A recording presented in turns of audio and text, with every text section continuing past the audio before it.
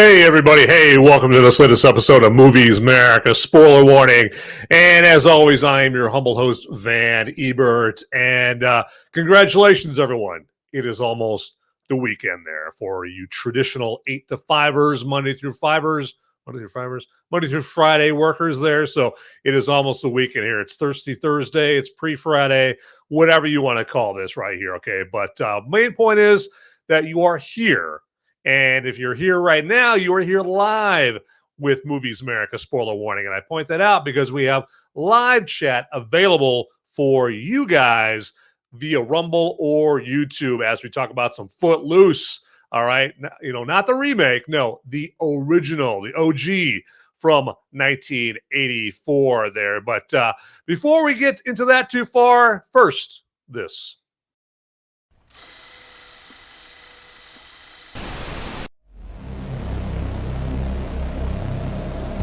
In a world where the number of movies available is great, but many are so bad, you'll learn a new definition of hate. One man sifts and reviews through the movie sludge. One man will be the movie cop, jury, and judge. He goes by many names, but you know him by Movies Merica.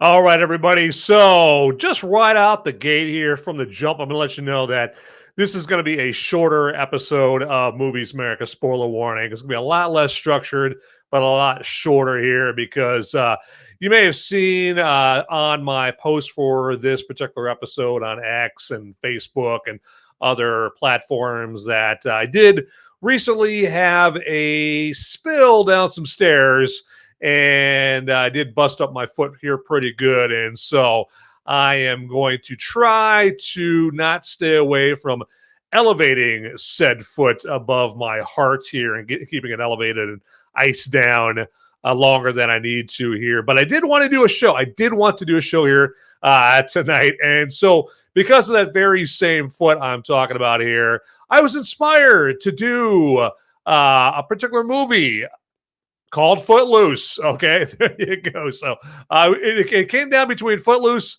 and My Left Foot with Daniel Day-Lewis. Wasn't sure how much traction I was going to get with a episode about My Left Foot. Okay, about some obscure Irish, quadriplegic, okay? But I know everybody knows Footloose, okay? Footloose is a massive hit back in 1984. It launched Kevin Bacon's career into the stratosphere, okay? And made him a household name. And so I knew that probably going to get more of an audience off of the movie Footloose as opposed to My Left Foot here. But, I'm going to go far enough to, kind of get you some cool facts, some cool information about Footloose. But then again, like I said, you guys can live chat with me, and I in turn can communicate with you there about Footloose via the live chat. So if you're watching right now and you've seen the original Footloose from 1984, just simply give me a thumbs up in the chat. That's all you gotta do. Very easy. I want a thumbs up in the chat from anybody watching right now live that has seen Footloose, the 1984 one. Okay, so not that hard. All right, and now I am dedicating this episode to my cousin Jake Diesberg. Okay, and the reason that I'm dedicating it to my cousin there is because myself and then my sister Amy and then Jake's sister Christy, we as little kids, right when Footloose came out, back in 1984, we would actually, as little kids do, we would put on little shows and sing songs about whatever movie was the hit, at that point. And at that point, the big hit was Footloose. America was Footloose, okay? And including all the kids, including this kid right here. And so me and my cousin Jake, his sister Christy, and my sister Amy, we would, in front of all the aunts and uncles and grandparents, would do little Footloose shows when we'd get together up at the family farm or wherever we would gather for family get-togethers there. And so we did that for the family to enjoy. I don't know. I can't vouch for how much they enjoyed said Footloose shows, but they might have. I don't know. My ego likes to believe that they really did enjoy those shows right there, but I didn't take a poll or anything like that. Okay, we haven't done any focus groups or anything like that on that. But yeah. So and I mentioned again my cousin Jake Deesberg in relation to that because we lost Jake way too soon back in August of 2021 at the age of 48 there, and so just because. One of the things I think of when I think of the OG movie Footloose and him being one of those things that I think of, I'm going to dedicate this episode to him as we go through this particular, as we're going to go through like all the Footloose information here. So that is how we are going to roll through that. All right. So time to move on to the Footloose info, everybody. All right.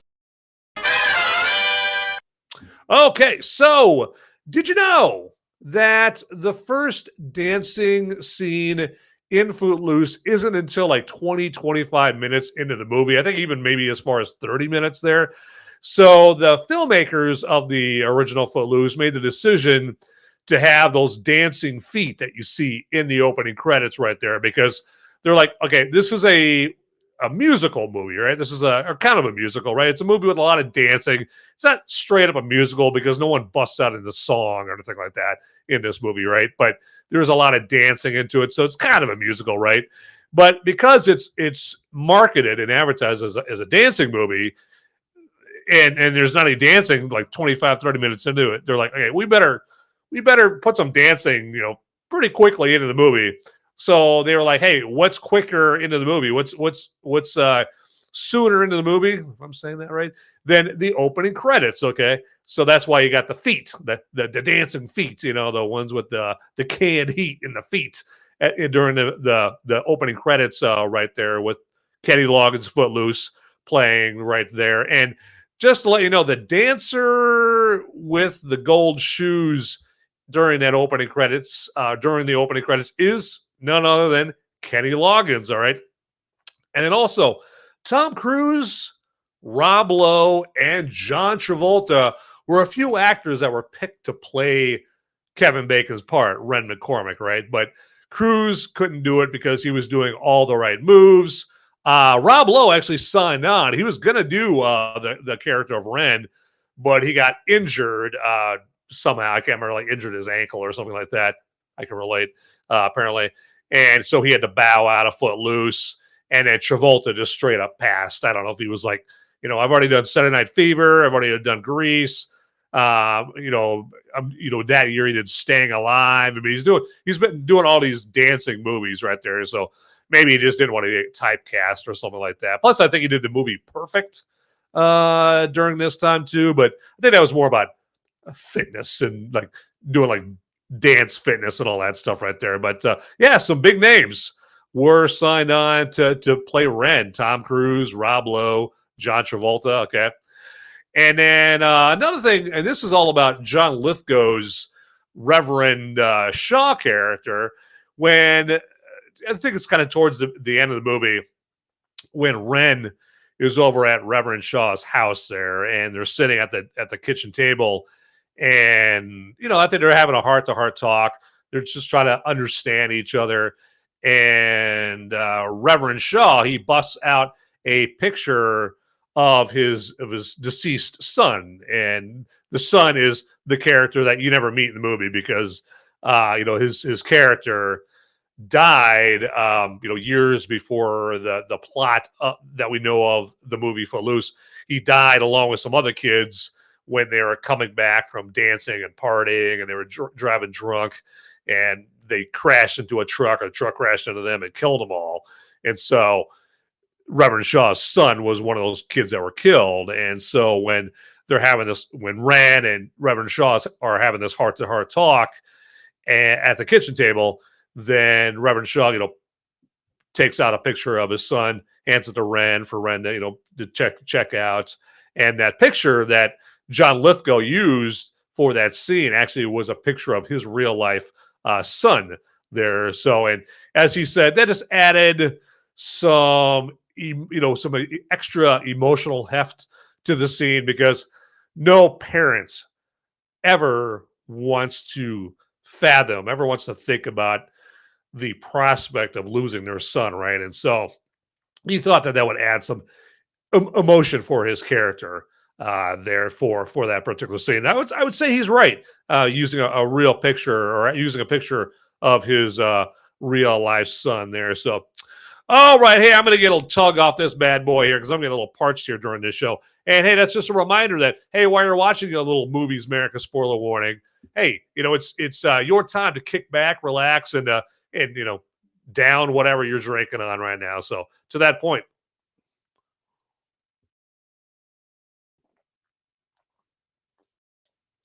as you can tell, I'm not drinking a beer, and typically I do drink a beer during my episodes of Movies Merica, but since I'm trying to recover from this whole foot ankle thing, I'm like, I'm going to kind of dial down the whole alcohol consumption during this particular time right there. So, but, before you know it, I'll be back to full operational booze swilling status here after I get past this whole foot ankle thing. But enough about that.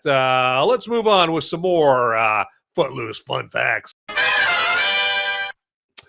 Okay, so also the story that Footloose has surrounding it is, of course, the story where you have this town and they do not allow dancing there. It's been allowed, like dancing isn't allowed in public.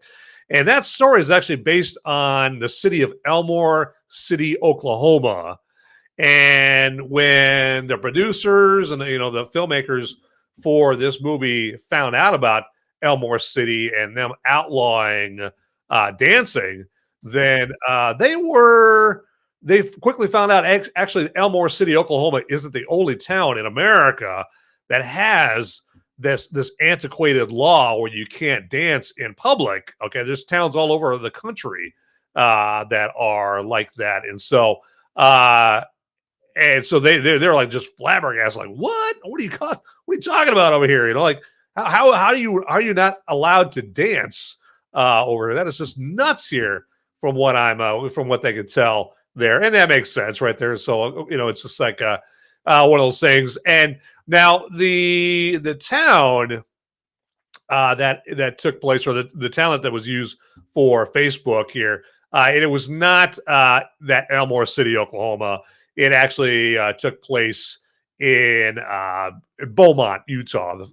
The fictional town of Beaumont, Utah is where that was at there. So, and if you couldn't tell, I'm like getting distracted here because I'm trying to get to something a little, trying to make sure we got everything all good to go here. And is that, yeah, that's okay, interesting. Trying to make sure that I've got everything going on here. Yeah, that is not broadcasting. Okay, let's see here. I'm wondering if we've got this not going here. Let's see. I am going to try something. See if we can get this going, because I think that this show is not running on one of the Rumble channels. Let's see here. Which one is that? Fearcast. Let's try this. There we go. Whoops, there you go. All right, so that is playing. Okay. Want to make sure we've got that going on right there. Okay, there we go. Just a little blip on the radar there, everybody, as we are going along here. So I'm going to kill that. And there we go. Get that live. Good to go. All right, sounds good. So, yeah, so like I was saying, that Beaumont, Utah is the fictional town that that the movie Footloose takes place in this particular movie. I could have phrased that a whole lot better than that right there. So, and then also Kevin Bacon, of course, the star of the original Footloose, has said on at least one talk show, and I think I heard him talking about this like on Conan one time, that when he's a normal guy, he goes to weddings, and when he goes to weddings, what he typically will do, if not all the time, is he goes to the DJ. There's a DJ at the wedding reception, and he slips him, some money, given that it's Kevin Bacon and he's loaded, right?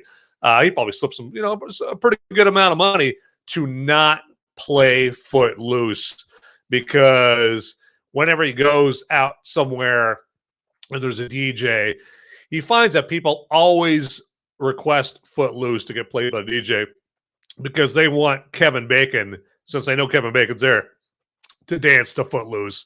That's their, they do that because, that's their own private little, like, ooh, what a treat. How surreal that would be. Kevin Bacon's right over there. And hey, I'm going to get the DJ to go play Footloose. And this is going to be a great moment for me. All right. So not for Kevin Bacon, but for me, it will be. So he knows he's onto their game. And so he'll go in there. He'll pay off the DJs to get them to specifically not play Footloose there. So, and speaking of Ariel, so we're moving on from the character of Ren to the character of Ariel, who is played by Laurie Singer, and she's, the Reverend Shaw's daughter, right?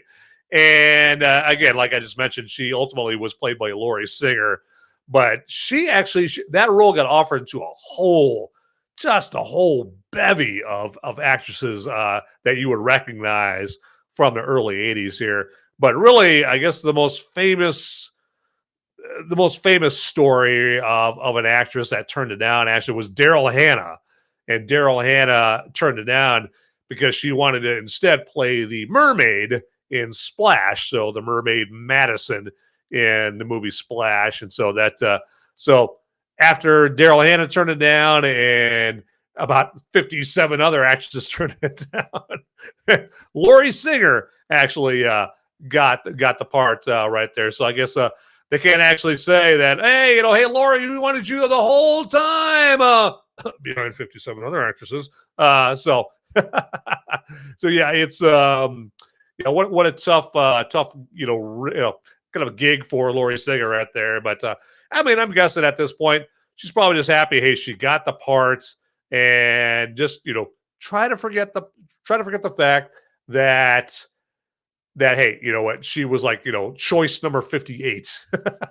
Just ignore it. Okay, there. So just don't just ignore that whole point there. Okay, so let me do this here real quick. I am going to check out this video here. I thought this was pretty cool, because remember how I was saying that the fictitious town.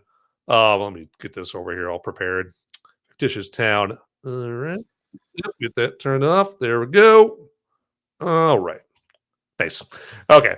And the fictitious town of Footloose here was Beaumont. And I want to show you the real life town that it was taking place in here. Let's do this. What is that? Oh, here we go. There we go. All right. Let's get over here.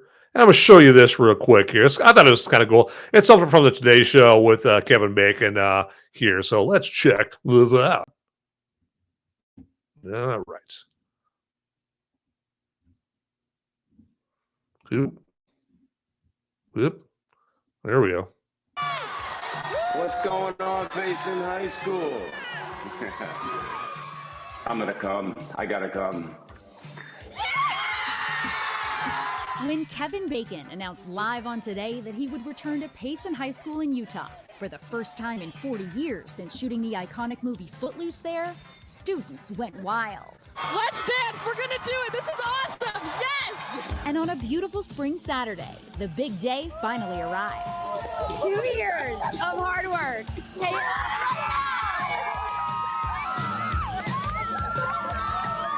Wow, look at this place. Look at these people. It's so great to be here. Go Lions! After 4 decades, Payson High brought home the bacon. The students overwhelmed with excitement to meet the man forever connected to their town. You just met Kevin Bacon. I just met Kevin Bacon. That is the coolest thing in the whole world. The school showing Kevin their commitment to his charity 6degrees.org by building 5,000 essential resource kits to help the community. What do you think of this turnout? It's amazing. It's amazing. It's so cool to be back at this school. Okay, here we are. Hi, everybody. But the adventure was just beginning. Did any of your parents go to Payson High? Mine did. My grandpa was here while you were filming. As Kevin was given a tour down the same halls he once danced through with Chris Penn. Yes. Ah, is this the spot? Did you notice what that one student said? Her grandpa went to the high school when Kevin Bacon was filming Footloose right there. Yeah, Kevin Bacon, well, congrats on being made to feel really old. I tell you, I was thinking, I don't even know how to do this anymore. I don't think we do. We try. The cafeteria he once ate in. Yes, it's all coming back to me. And his locker used in the film, which, like most high schoolers, he had some trouble opening. Are we sure we have the right one? Yeah. Oh, look at this. We got a Like a Walkman. Walkman. And in the scriptures, we have like the verses highlighted from the movie. I love it. I've been waiting so long to hear you say that. Are the memories just coming flooding back? Yeah, of course, it's one of those things where it's changed. Things have been built up a lot. But sort of the essence of it is definitely still here. A young woman said to me, my grandfather was in school here when you were doing the movie. I went, what? Your grandfather? If going for the 40th anniversary wasn't enough, I was like, wow, okay. Check yourself, buddy. Reality check. Back at Payson. Not only did you film the movie here, you actually enrolled as a student for a day? Yeah. Is that right? I think I was either 23 or 24 when we started the movie. I was afraid that I was not going to be believable as a 17-year-old. The character was supposed to be 17. And so I came into the school, and I was an exchange student named Ren from Philadelphia. And Did you have the hair already? yeah, I had the hair, and I wore a tie, which was unheard of. And I lost all of my bravado. I just became, kind of terrified. And then, just like the movie, one kid sort of took me under his wing and said, I'll show you around, man. Come on, you're with me. It was straight out of the movie. This town wasn't just a character in the movie, but it also helped shape how you developed your character. 100%. For all the effort these students put in getting Bacon to Payson. What finally put you over the edge? I guess, I don't know. It was more they just wore me down. I don't know. You have helped Payson High kick off prom day. As a lot of these kids graduate, go out into the world, what do you hope they take away from this experience? I think to be good to each other and to plan it, to have compassion for people that are different than you, and give back to your community when you get the opportunity to. And on prom night, dance. Dance. Definitely dance. And later on that evening, the students took Kevin Bacon's message to heart.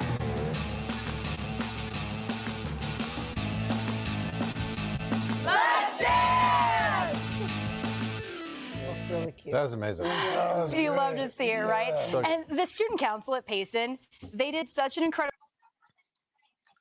Enough of you guys. All right, enough of that.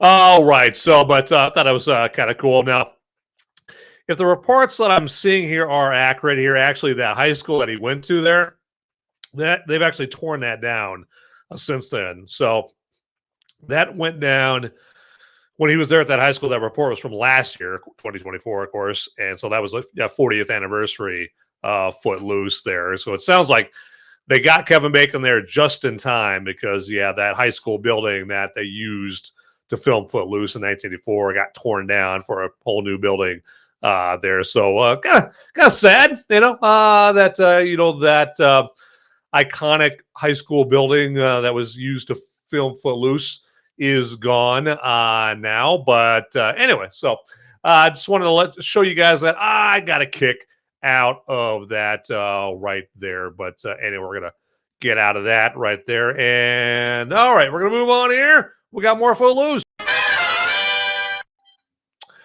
All right. And so, as you know, like if you're someone my age, or maybe barely a little younger than me, you knew that in '84, man, everybody had the Footloose soundtrack, whether it was on a record, or cassette tape. Okay, I had the cassette tape there, and just completely just blew that cassette tape up there with as much as I played everything on that. And so, and that was the era of like boom boxes, ghetto blasters, whatever you called them back then. So, the big old stereos, the handheld, or the stereos you carried around. And of course, I was blasting the Footloose soundtrack on my ghetto blaster boombox. And with the boom boxes, the whole idea was the bigger one you had, the cooler you were, so to speak. All right, it was like a status thing, kind of like probably even in high school nowadays, right? Wearing the coolest clothes, the best shoes, that kind of thing. Just like that, having the biggest boombox was a status symbol there. And so I tried to have a big old boombox at one point. I'm sure people had a lot bigger boomboxes than I had, but on mine, I'd always blast the Footloose soundtrack. And Footloose soundtrack ended up having 6 or 7 number one hits off of it. It is the soundtrack that eventually knocked Michael Jackson's Thriller off its number one album perch. Okay, Michael Jackson's Thriller had been in number one for I don't know how many weeks, months, what have you, consecutively, and then the Footloose soundtrack just suddenly just kicked Thriller right off the gold medal podium right there, and then not off the podium, just knocked it off of gold down to silver. Okay, there, but that's how big the Footloose soundtrack was back in the day there. So, and speaking of the soundtrack, it was one of the first movies to use MTV to build up the anticipation for the movie. Okay, and I missed that. This is one of the side effects of MTV just not doing the music video thing anymore. Okay, they just do shows now, right? The music video aspect of it is pretty much gone. But back when it was music television, music TV, it was all videos. Then MTV was a great vehicle to build up anticipation for your movie. If you had music videos, if you had songs from your movie that there were music videos for, and you just played the music videos for your movie songs, weeks, months before the movie actually came out. So then by the time the Footloose movie came out here in '84, people would go see the movie. They already knew the words to Footloose and, Let's Hear It for the Boy and Dancing in the Sheets and, I'm Free, Heaven Help the Man, and all the hits, right? Almost Paradise there. The Girl Gets Around by Sammy Hagar. All these hits from the Footloose soundtrack. And so, by the time Footloose, the movie actually came out, people were just frothing at the mouth, right? Just drooling for a chance to watch Footloose. And they did have a sneak preview of Footloose there before it was, widely released. And Kevin Bacon was there. And when he got there, there was a whole bunch of girls there, and a whole bunch of girls were, there waiting to watch the movie. And they were already singing the lyrics word for word to Footloose and some other Footloose songs. And Kevin Bacon just outright came up to him and just said, "Hey, what are you doing? How do you know the words to the movie?" And they're like, "Just the video for this song or these songs, videos for these songs are on MTV, and we love the songs already. We've got the words memorized already." And so that was part of that whole MTV campaign, that MTV promotion of the movie there. So, and of course, the biggest hits The biggest videos were Kenny Loggins' Footloose, and then Denise Williams' Let's Hear It for the Boy. Those videos, those are the two videos that were pretty much played the most constantly on MTV there. And Denise Williams, it was like a big deal especially for her, because Kenny Loggins was around back in the 70s. He had done hits for movies before, like he did a song for Caddyshack and other stuff right there. But Denise Williams, she's pretty much just known for being a backup singer for Stevie Wonder, and then now she's has this massive hit. Let's Hear It for the Boy from Footloose, and so that was cool right there. And unfortunately, you just don't have that anymore.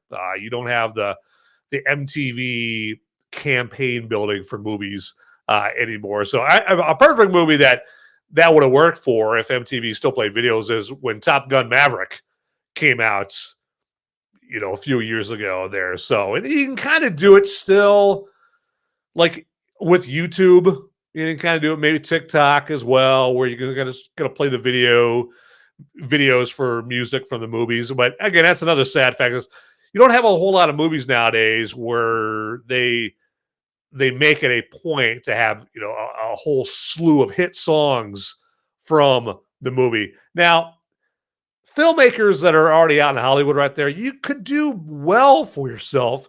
If I get all choked up here, need another drink of this right here. I gotta wet that whistle there. So yeah, they would do well if they created a movie and they had a whole bunch of hit songs, like original hit songs for the movie. They created that just to kind of give everyone a retro 80s feel movie to enjoy with the full 80s accoutrements, right? And they could have like these big hit, just all these massive hits from the soundtrack there. And obviously you would use people that current artists for that right there, and that it would stand out from every other movie that you see nowadays, because unless the movie's a musical like Wicked or something like that, or when Steven Spielberg remade West Side Story a few years ago right there, unless it's that, you don't have straight up movies where they make a point of having artists make create original music. Again, like I said, Top Gun Maverick was the closest to that recently, with Lady Gaga doing a hit song for it, and then they had that other song, Top Gun Maverick. I'm gonna cheat here. Maverick hit songs. Here we go. That I Ain't Worried from One Republic. The song that they played during the beach football scene there. That's the closest that we've seen to a movie that is given the full, they're kind of the 80s treatment. And Top Gun did that because, it's a sequel to an 80s movie. And so they most likely wanted to make a point to do that. But anyway, enough about that. Have you ever belabored a point? I think I just did that. And then also, Kevin Bacon, he's going to get mentioned a lot in this episode for obvious reasons. Kevin Bacon had been offered the lead to the movie Christine, based on the Stephen King, movie, the Stephen King book, about the demonically possessed car that likes to kill people, right? And that came out in 1983. And that role, the lead eventually went to with Keith Gordon, who, Keith Gordon, he definitely didn't go on to have his career launched by starring in Christine. But Kevin Bacon had been offered the lead for Christine. It was a role he had in the bag, but he was told by someone associated with Footloose that starring in Christine is not going to jumpstart his career. It's not going to make him a big hit or big movie star, but Footloose would, okay? And so even though Kevin Bacon did not have the Footloose part yet, this person that was with Footloose, they couldn't convince the studio to make Kevin Bacon the guy yet. Okay, they were still in that process of trying to convince the studio heads, hey, Kevin Bacon, that's our man. All right, he's the guy. He can play Ren McCormack. And so Kevin Bacon took a big chance. Okay.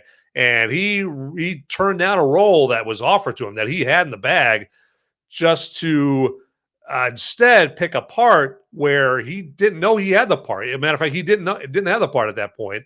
And so then he did eventually get the part there. And we know the rest of the story. And Footloose just made Kevin Bacon like this bona fide big movie star. Got him on the cover of People magazine, and Kevin Bacon was, he said, that the fame, that he got, it did take a while for him to adjust and to get used to it. And one of the things he said about, going from being a relative unknown actor, okay, a lot of Normie Norm didn't know, your grandma, most people didn't know who the hell Kevin Bacon was, right? And then he went from that to everybody knows who Kevin Bacon is, like your grandma, your uncle, your aunt, your mom, your dad, your cat, your dog, your goldfish. Everybody knows who Kevin Bacon is, right? And he said one of the things he noticed about that is whatever you say, okay, whether you say something, you write something, before when you were not famous, it was like a little print, right? And then now that you're famous, everything you say is in big print, big print, there. And so where it was like just some normal thing, something that you said or something you wrote was just like some kind of, trivial, not a big deal thing. Now that you're famous, everything you say, everything that comes out of your mouth, or everything you put to paper is amplified because you're world famous now. But he said it just took a while to get used to that there. So, but yeah, that's one of those big things. I mean, it's he's praising God. He's thanking his lucky stars that he did take that chance. With declining the Christine part and playing Ren McCormack instead there. So, and speaking of Kevin Bacon here, let me play this here for you and get that turned off. There we go. This is a little story, a little inside baseball about Footloose that Kevin Bacon is telling a bunch of the media here when he's still doing that visit to the original high school that was used to film Footloose. So I thought it was just kind of a cool little inside, a funny and cool inside story here. So let's get this going on. I'll tell you, it's the funny thing about the music, which is as great as the director and the writer were, they were old enough that they were a little bit out of touch with music, and they thought that I would be talking to the Willard character and telling them about this new band called the Beatles and the Rolling Stones, and I was like, oh, this is 1984. So I think I say something about the Police and Men at Work, and those were my ideas because in the original script it was the Beatles. Good call on that one. Yeah, thank you from all of us. Yeah. So yeah, it's that was kind of a funny story. Like, how lame would Footloose be if it featured Beatles music and the Rolling Stones, and the Moody Blues or something like that, right? The Who, because they were old school. They were kind of they were like your dad's rock, even back in 1984. There, I mean, obviously they're classic, iconic bands, but they were definitely not contemporary. They weren't the hot new thing back in 1984 there. So Kevin Bacon had to kind of do a little education for the creators of Footloose there. It's like, you were going to need some new talent here for this movie there. But all right, let's continue on.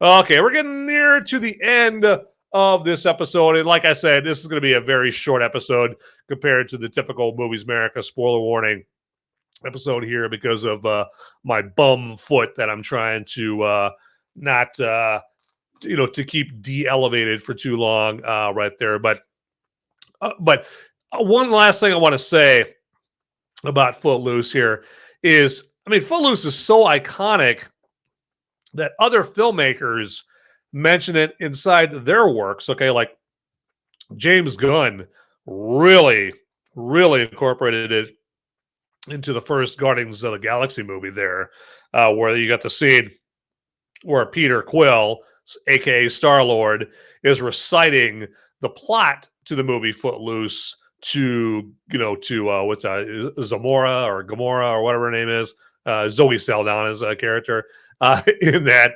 and he's just saying, "Hey, there's this character, Kevin Bacon." All right, and he goes to this little town, and they can't dance. Okay, so they play. That's the first Guardians of the Galaxy movie, and then they really incorporate Footloose into the Guardians of the Galaxy Christmas special there. So if you ever see that there's a lot of Kevin Bacon in the Guardians of the Galaxy Christmas special there. And if you haven't seen it, I know it sounds kind of corny, like, oh my God, a Christmas special with Guardians of the Galaxy. It sounds kind of lame, but it is a pretty funny show there. Because I had my doubts about it too, because I remember the Star Wars Christmas special from back in the 70s and how corny and terrible that was. And that's just one of the embarrassments to this day, from Harrison Ford and George Lucas and all the Star Wars guys and gals there. So I thought, oh man, this Guardians of the Galaxy Christmas special is going to be pretty lame, pretty played out. And no, it's good. It's very good. Features a lot of Kevin Bacon. It's pretty funny there. But that's how iconic the OG Footloose is to just the pop culture, to the zeitgeist that we all know in our lives right there. But anyway, let me try something here real quick, and I'm going to do this.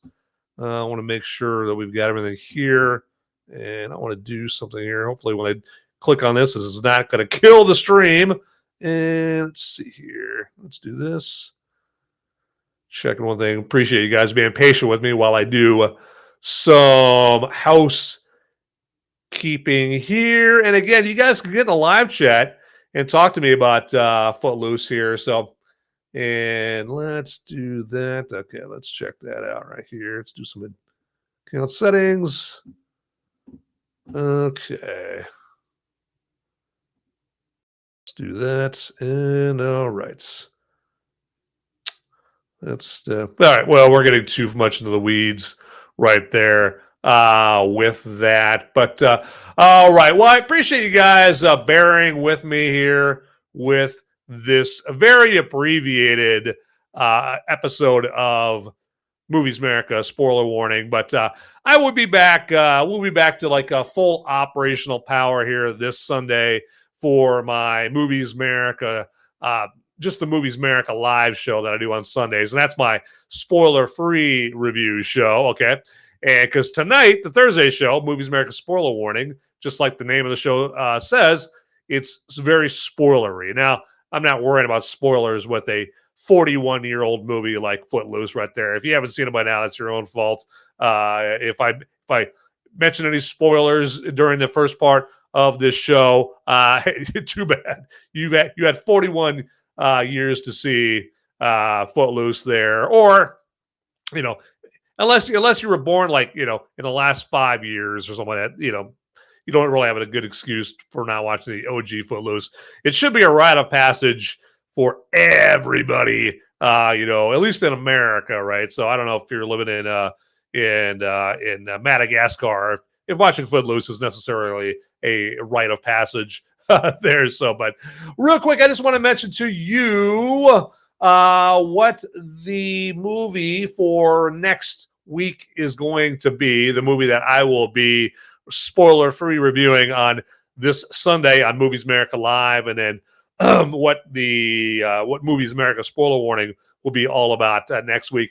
And so that movie will be One Battle After Another. It's the new Leonardo DiCaprio movie there, where I very sincerely hope he's not preaching to you about climate change throughout the whole movie there, but we'll see. It's directed by the great Paul Thomas Anderson there. You know him for directing Boogie Nights and Magnolia and There Will Be Blood and lots of other great movies. The Master, and that's Paul Thomas Anderson there. And then Leonardo DiCaprio is going to be in the new movie One Battle After Another, which it's getting very high marks, very high grades, but it's getting high grades from some critics that when you look at their political leanings, you're like, them giving it a great rating is not necessarily a good sign right there. So we'll see. We'll see what this movie is. Okay, I am going to go check it out this weekend and give it its fair due. I don't like to judge movies until I've seen them. Okay, case in point, like the Donald Trump movie, The Apprentice, that came out last year, and I didn't want to badmouth it until I saw it. And then once I saw it, I was like, oh yeah, this is a movie that needs to be badmouthed right here. This is straight up Democrat anti-Trump propaganda right here. But at least I saw the movie first before I called it that right here. And so I'm going to give One Battle After Another the same courtesy. I'm going to see the movie before I come to a conclusion and opinion. Pardon me, conclusion on it right there. So, but anyway, so with that here, real quick here, just let me ask you to hit the like button there, if you would, on this episode, if you haven't already. And then also, hey, feel free to hit the subscribe or follow button on whatever platform, whatever channel you're watching this episode on there. Okay, if you haven't already. Okay, if you already have, don't click it again because you'll unsubscribe and unfollow there. And then also, while you're down there clicking buttons, go ahead and hit the notification bell also down there, okay? And that'll just notify you whenever there's a brand new piping hot, fresh episode of Movies Merica waiting just for you there. And then for my viewers here, my precious audience that wasn't able to watch it live, but you're watching a recording of it, first off, thanks for watching. Appreciate that. And we can still communicate back and forth with each other. We just have to do it via the comments section that's also down below down there. Okay, so, and then also, hey, just want to let you guys know about the Movies Merica merch that you can get your hands on here. And you can get your hands on that, like Movies Merica t-shirts and keychains and smartphone cases and, hats and all that stuff. You can get your hands on that by clicking on the movies or on the merch link down in the description, okay? Click on that merch link there. And once you click on that, it'll take you to the webpage there. You might have to scroll down a little bit to get to the Movies Merica merch right there. I think right up at the top of the page, there's a Movies Merica t-shirt, but then for everything else, you might have to do some scrolling or toggle to some later pages. Trust me, it's in there, okay? Trust me in there. And I think there also is like a search window on the website there, where in the search window you can just type in Movies Merica and it should take you to the Movies Merica merch that way right there. But got some cool stuff, some very, very cool stuff there for yourself, or hey, it makes for great gifts there because we've got Christmas, we've got Kwanzaa, we got all these Hanukkah, there you go, Festivus, all coming down the pike here before long. All right, before you know it, Santa's fat ass will be coming right down your chimney there, and hopefully not getting stuck because that would get very stinky there. There you go. All right, so okay. Oh, and then one last thing is, if you would follow me, Movies Merica, on any of the platforms that I'm on X, I'm on Facebook, I'm on Gab, I'm on Rumble. On Rumble, you'll find that there are multiple Movies Merica channels on there. And if you would, please like and follow all of the Movies Merica channels on there. I think there's 3 on there. So if you would follow or subscribe to all of them there, by all means. I'm on Instagram too. I don't do much on Instagram, to be honest with you there. Another couple of great platforms that I'm on that I need to get on more, but I do have some reviews on there, and it's a great place to just get movie reviews, like written movie reviews from the common man. Is the platform Criticless? It's spelled Criticless, but it's pronounced Criticless. And then there's Letterboxd. Okay, I really like Criticless there, and so check out my Movies Merica account at Criticless and Letterboxd there. So I would be remiss if I didn't mention that and ask that you do that there for me. That would be fantastic right there. So, but anyway, with that, I'm going to wrap up this episode here. So I just want to thank everyone for watching live, or if you're watching the recording of this. Again, sorry for the abbreviated episode tonight. I got abbreviated due to health reasons and all that stuff. But anyway, like I always say, people, get out there. Those movies aren't going to watch themselves. See ya. Howdy, my movie maniacs and my fellow freedom-fueled film fanatics. Would you do me a favor and check me out at solo.to/moviesmerica? That's where you would go for a one-stop shop for all the links that have to do with me, Movies Merica. And then also, if you want to check out the audio-only podcast versions of my Movies Merica live episodes, that's my spoiler-free reviews that I do on Sunday. You can go to moviesmerica.com or Apple Podcasts, Google Podcasts, Spotify, iHeartRadio, places like that. And then, actually, if you would also check me out on the social media sites like X and Instagram and Facebook and Gab. And I'm on those locations all under @MoviesMerica. So it is very easy to find me out there, all right? So get to it, everybody. All right, thanks for watching. Later.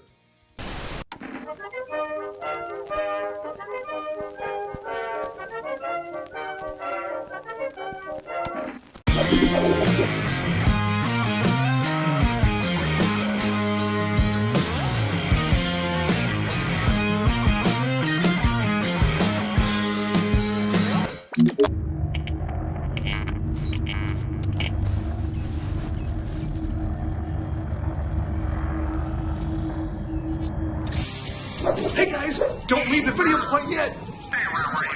Okay, I've got a popo. They're coming after me, and I don't have much time to tell you, but you need to like and subscribe this video right here, down below. It's right down there. It's just waiting. It's waiting for you down there, okay? And make sure you watch these videos over here too. You'll be doing me a big favor. I'm gonna be in handcuffs pretty soon. All right, thanks for watching.